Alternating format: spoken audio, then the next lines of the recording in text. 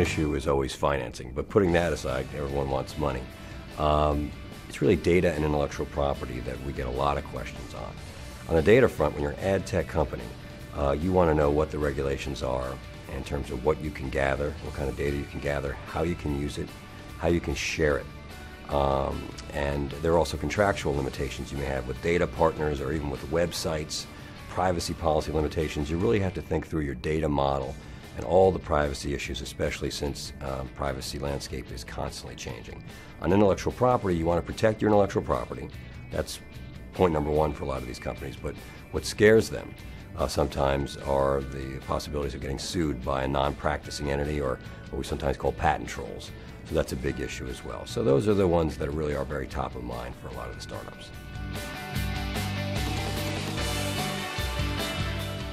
Well, the good news is these are confined, the new ones are confined to mobile. We have some pre-existing DAA guidelines, and they're in what we call the implementation phase right now, which means that the DAA itself is still working on some of the mechanics of how those are going to come to play for the actual advertisers.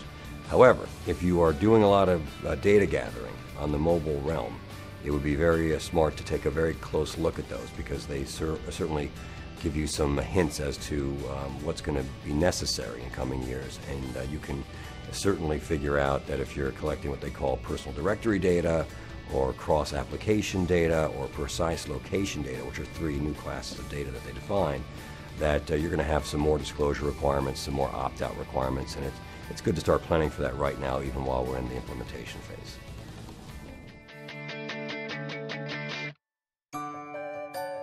Well, the question we get asked a lot, we had a lot of panic calls from clients because the scope of the COPPA regulations has been extended, and clients seem to know that you can theoretically get in trouble just if you drop a cookie on the browser of someone who is under the age 13.